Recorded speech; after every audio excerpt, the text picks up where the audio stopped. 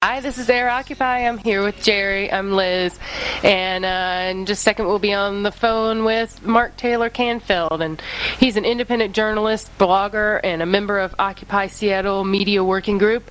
And he's also a reporter for Free Speech Radio News, which we'll talk a little bit about being an independent journalist and reporter and what that's like, not taking a paycheck from someone who could change your views.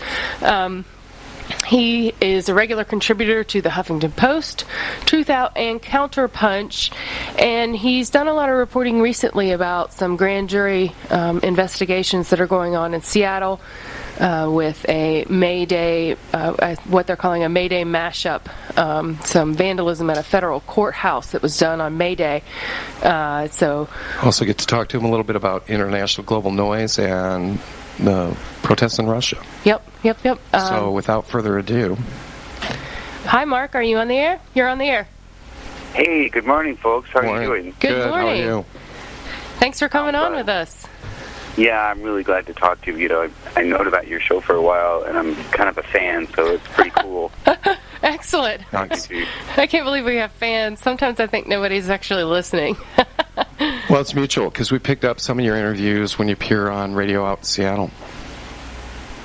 Yeah, it's been a very interesting time for me. I'm actually doing a lot more journalism now than activism, because I find myself spending all my time reporting on the activism. You know, it doesn't give me much time to actually go to protest half the time. I'm too busy trying to write about people who are in jail or something. It's crazy. But, yeah, we have a major situation here with the federal grand jury, but I wanted to let you know that documents that were released recently show that this investigation goes way back before May Day.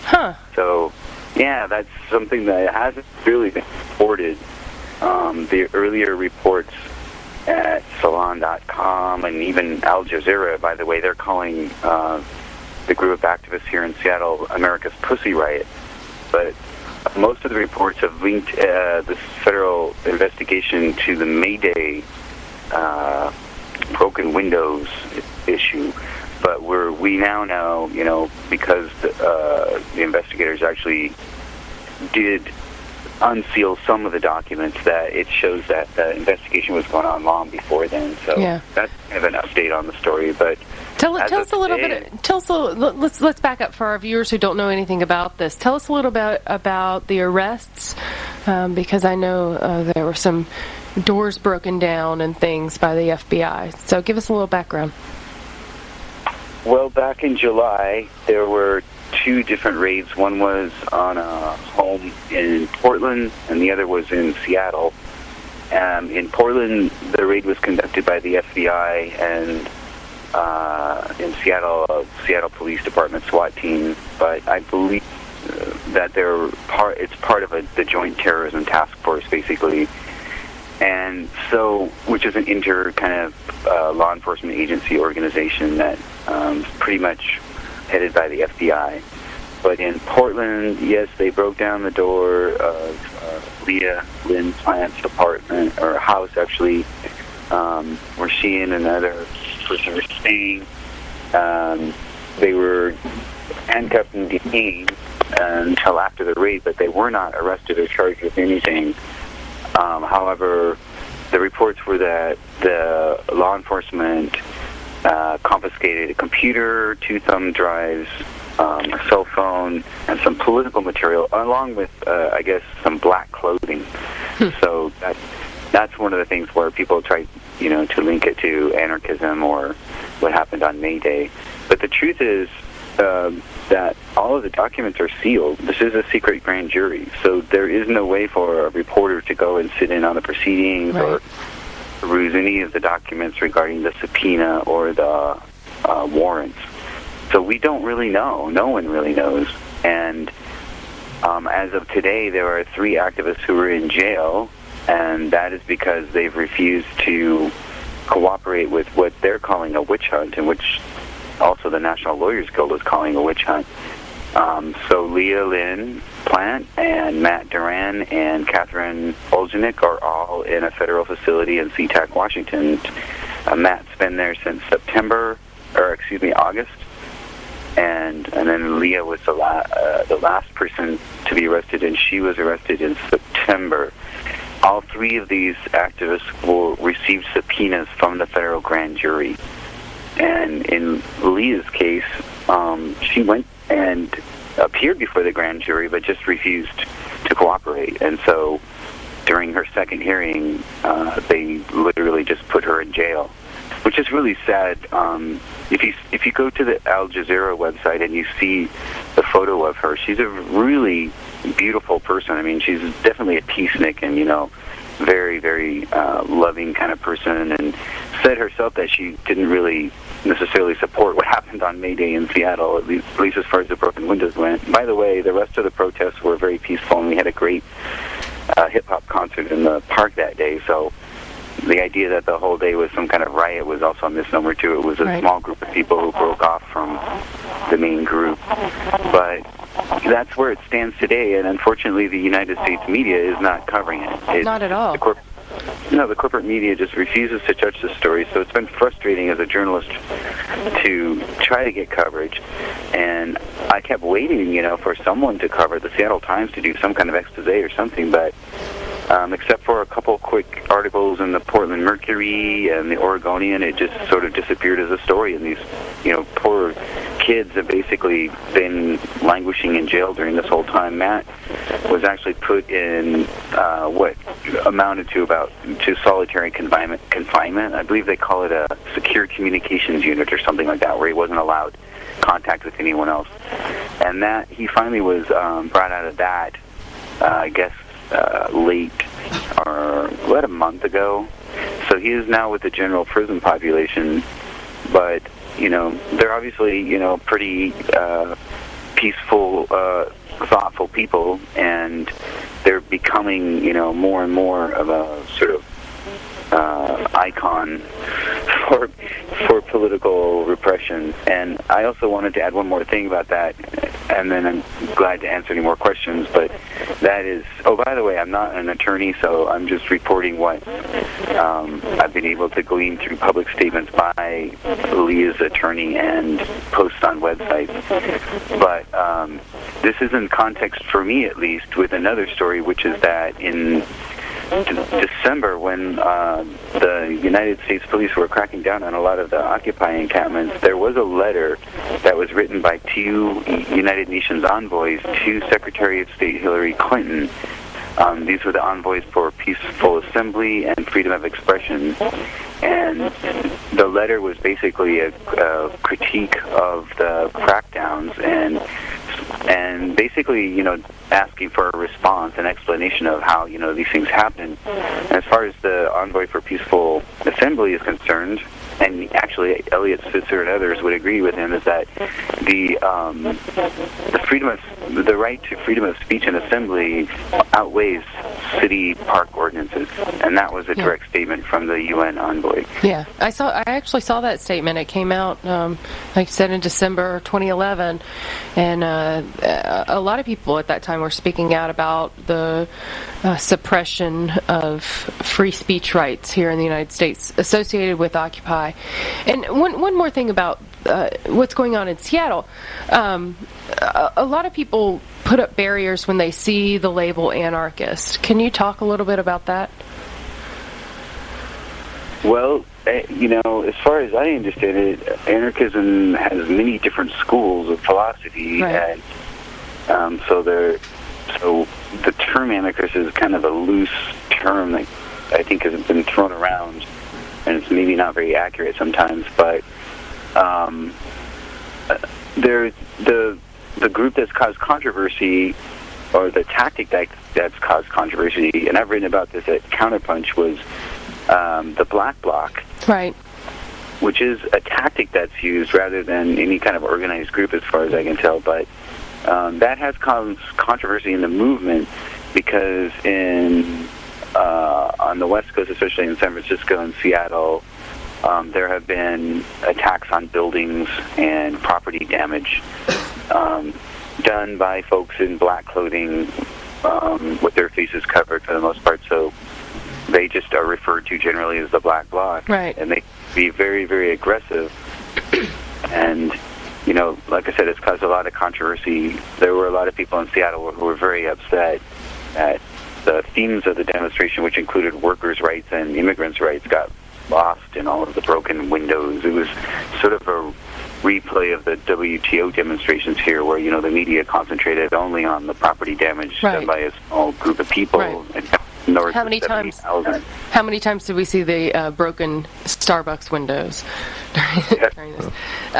Well, that's been an issue here as well, and I think across the country in various Occupy settings. And here in Daytona Beach, we had an issue as well. I think that the vast majority of people who I know in Occupy, at least locally, are about being nonviolent and about exercising First Amendment rights and assembly rights and redress rights that are given to us by the First Amendment. So it's been some source of conflict here, and I think it's been seized upon by the corporate media to try to, if I might borrow it, put a black spot on the reputation of Occupy or what Occupy's aims are in the end. How do you feel about that? Well, I'd say that that's a fair estimation. I guess one of the things that I'm surprised about is the fact that that the media focuses on things like that and ignores the United Nations letter, which, by the way, is another story, news story that's been totally ignored, except for one good article in the Huffington Post by Dan Frumkin. Other than that, it's just not been covered. So another reason for shows like yours to exist, by the way, because I've been thinking as we've been talking that there are a lot of stories like that just are not being covered by the United States media, and I think that's one of the reasons that alternative media has been such an important part of the Occupy movement. And hopefully, I keep thinking, and there's a lot of efforts, to link different media groups, but I keep thinking that if that's one of the main achievements of the Occupy Wall Street movement, which is creating an alternative media where some of these stories can be discussed and can be reported, then I think that's a great success, really. Yeah. I know you're in.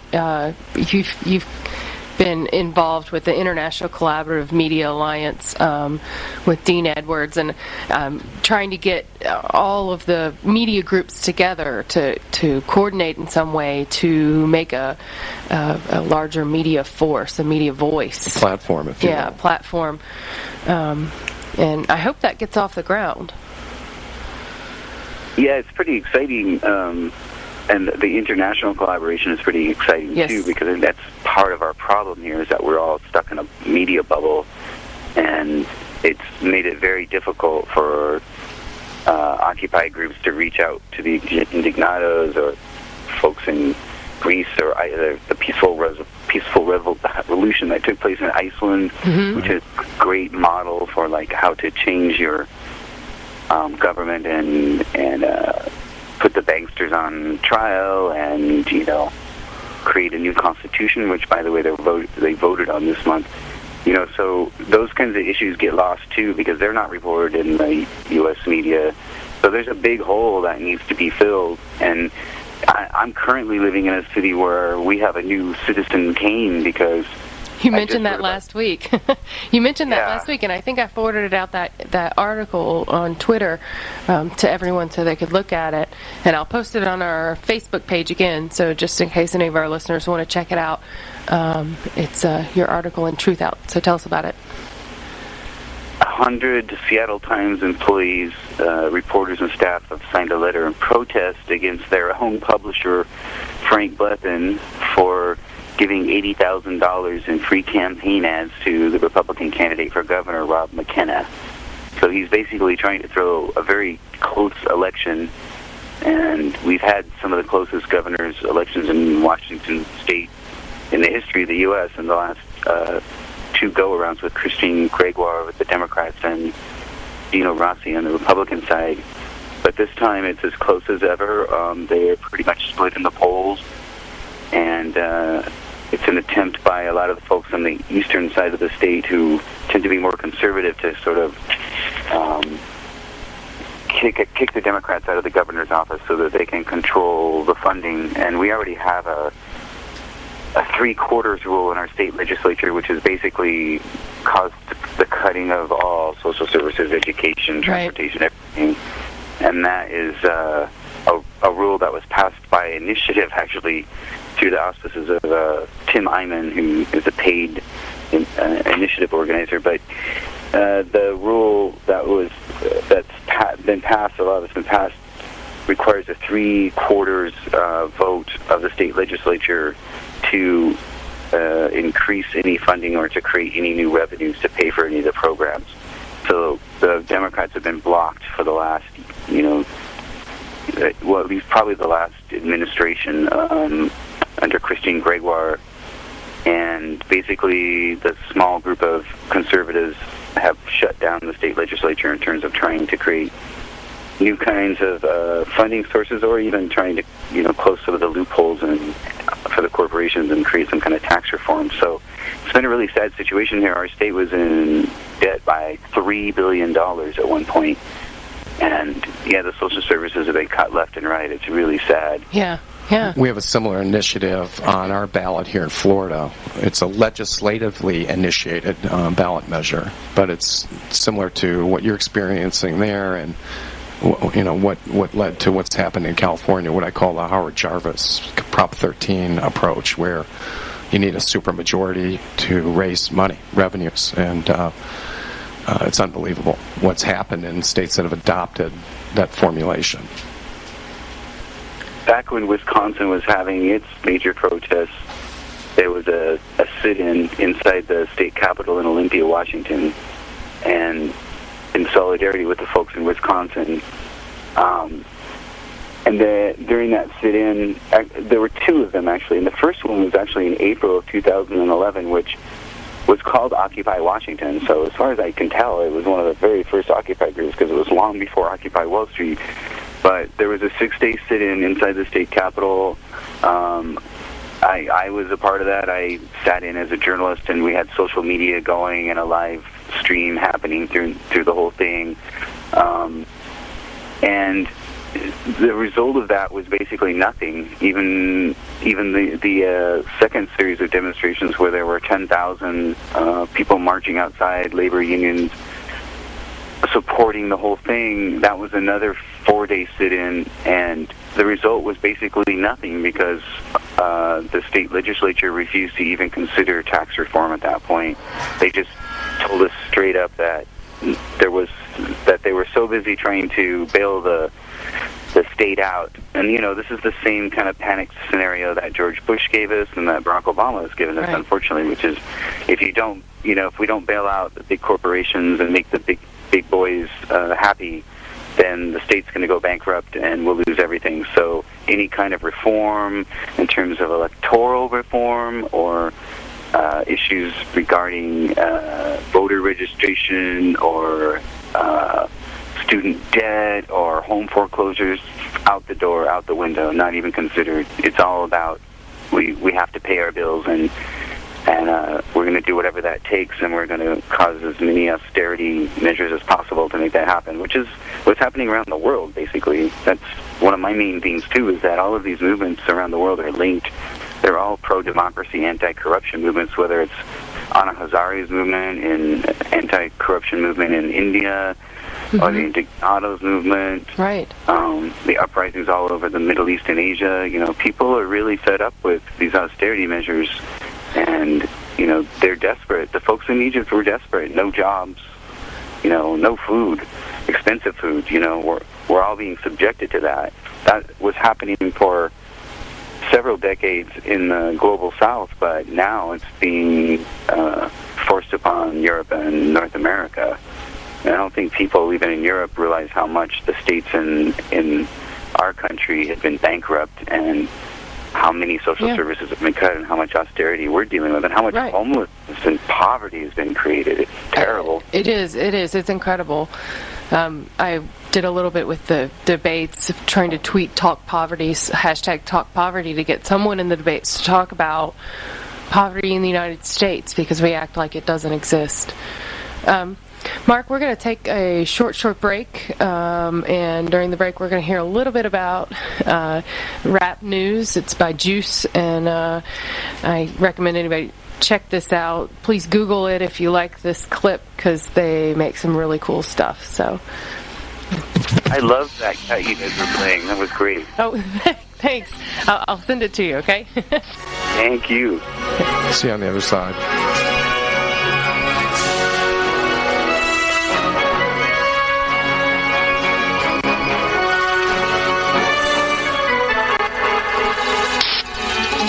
Greetings and welcome to our latest transmission sent direct from the beating heart of this internet. The one remaining open channel where information can travel free from filters and barriers. Today's story, as a shadowy specter hangs over our ability to access and assess the facts, is an honest media the force that can free and restore balance and peace in this far reach of the galaxy? The battle has shifted at light speed to cyberspace, where rebel journalists have made the jump to hyperspace, challenging the establishment's grip on information, and are now being pursued by its sinister agents. To learn more of what's happening, we're set to bring in figures on opposite ends of the spectrum.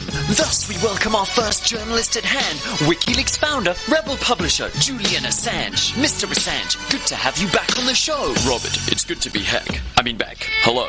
Tell us, what's happened since last we spoke? Well, WikiLeaks has continued to deliver masterstrokes. For speaking more truth to power than all papers combined, we've been ostracized and greatly maligned by the lamestream media, where balls are sadly lacking, and seen the state's haranguing of alleged whistleblower Bradley Manning. I've been under mansion arrest, tagged by Serco, then the bastards imposed an extrajudicial embargo, cutting off our PayPal donors and credit card flow. Why? Have you broken any laws or been charged? No, but a secret grand jury has issued a sealed indictment saying I'm aiding the enemy. They're seeking to extradite me. I'm confused.